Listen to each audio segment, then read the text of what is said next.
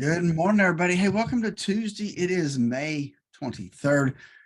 Hope y'all are doing well as we head into this Memorial Day weekend. Hey, we've got some slew of earnings really coming out today. We'll talk about that and more when Dave joins us here in just a second. And looking forward to it as we get ready to head into summer officially. So, hey, hang tight. Dave will be up next. That sounds dramatic good. It's called If You Leave. It's 105.7 Light FM on your radio. We're at 8:40 now, 20 before 9. And it's time to check in on your money and find out what Wall Street is doing to your IRA and 401k this morning. We're kind of into that setting right now where what they do to you is maybe more accurate than what they're doing for you. On the phone is Phillip Statler from Statler Financial Services in downtown Sebring. Phillip, good morning. How you doing? Hey, good morning. Doing all right this morning, Dave. It is Tuesday, and I keep saying that summer starts this weekend, right? Isn't that what they say? I mean, as in sell in May and go away type summer? Well, yeah, just Memorial Day weekend. That means summer's here. Yep, technically. Well, the kids are getting out of school this weekend. The final graduation ceremonies around town are going to be this weekend, and then we start getting into the summer doldrums where absolutely nothing happens unless the Congress and President are screwing around with the debt limit, which they'll keep us entertained with, it looks to me like, until about the 10th of June. What do you think? I'm definitely thinking that they got to get. Well, I'll say this though. I did see that he said basically that they're not going to go into a recess until they get the debt ceiling resolved. Well, that'll be an incentive. Heaven knows those guys want to go home and fish and play with their grandkids. Well, yeah, and I'm sure they take a big break probably Memorial Day weekend. I guess maybe they ain't going to get it if they can't get this thing passed. That might just be the ticket to make it work, because there's absolutely nothing that's a more viable threat to a lazy congressperson than not getting their days off. That's right. Exactly. They need those. And I've been cynical about this all along. You and I have been poking fun at these birds now every time they go through it. We play this stupid brinksmanship game every dang time we come up on the debt limit, and they always end up settling it. My bet still remains on two parallel bills going through Congress. Biden gets his clean debt limit increase, but it's tagged onto a bill that does a few token cuts that make both of them say they walk away with a victory. And it'll get done, but in the interim, Yellen's going to be juggling the books for a few days after the 1st of June with those quote-unquote exceptional measures, and everybody's going to throw political rocks at each other. I'd put a $5 bet on that being the scenario already. Yeah, I think that's definitely. I mean, they'll get it resolved because there's too much at stake not to get it resolved. So, they'll get something done. Oh, yeah. I mean, the Republicans do realize, even though they feel they've got the strong PR case, but they realize they're going to get plastered in the press. And Biden realizes that he doesn't have a whole lot of popularity points to spare, so neither one of them want to take a chance on the public blaming them for what happens if something bad does happen. So we all know what's going to happen. Let's just do it, for crying out loud. Yeah. Net result yesterday, we got a little just uncertainty on the market. The Dow ended up closing down 140 points. 10 years ago, that'd be a disaster, but yesterday it was only 0.42%. Standard & Poor's, NASDAQ, and the Russell were all up fractionally. Russell 2000 actually had a halfway decent day, up 1.2%.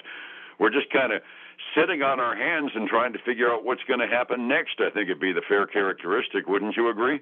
I think so. I mean, we got more stuff coming out the end of this week. I mean, this morning at 10, we got new home sales. That will, that's important because, just the whole construction real estate deal is an important sector for our economy.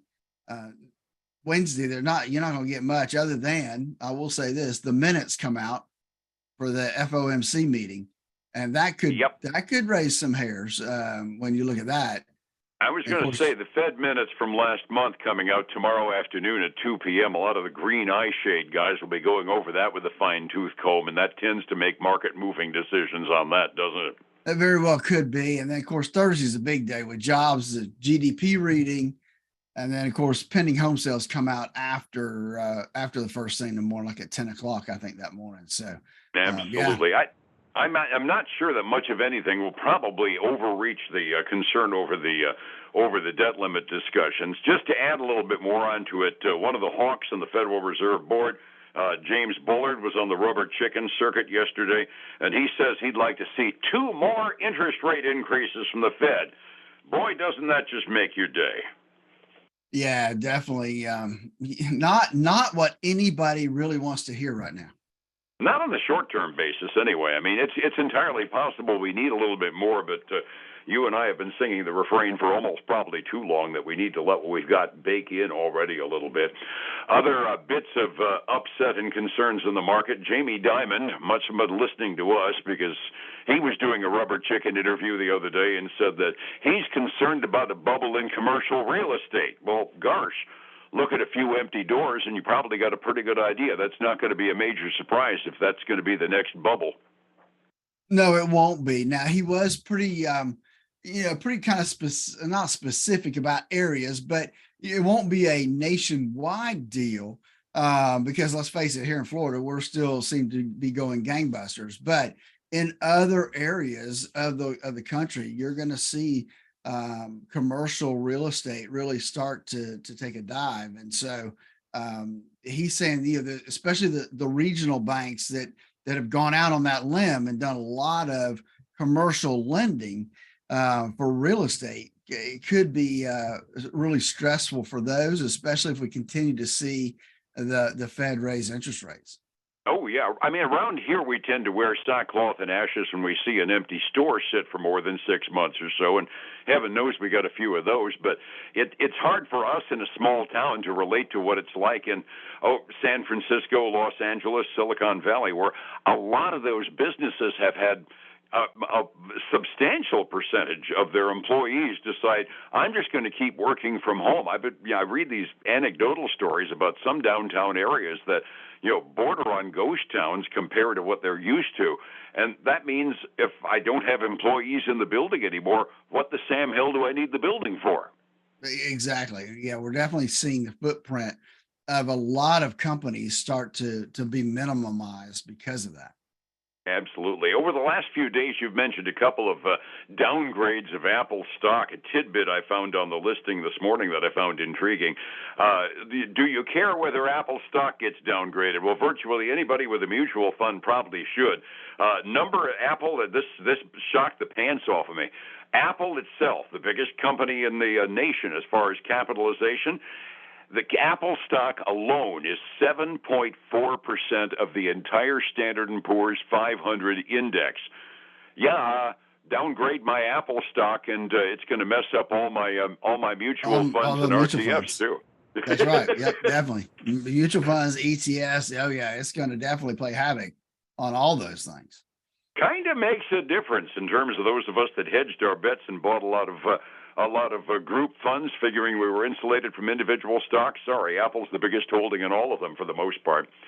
Earnings season continues, and we had a few headlines and household names that did pretty good. I understand Dick's Sporting Goods had a good quarter. They did. They really did have a good quarter. They beat across the board on earnings and on revenue. They beat by like 22 cents a share.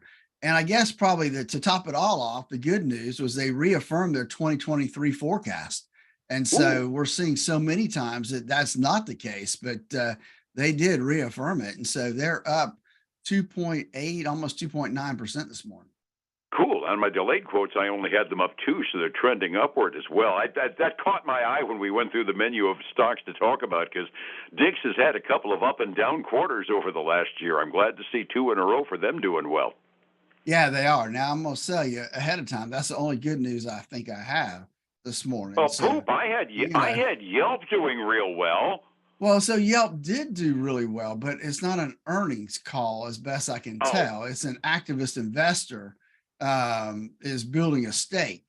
They now, TCS Capital Management owns 4% of Yelp.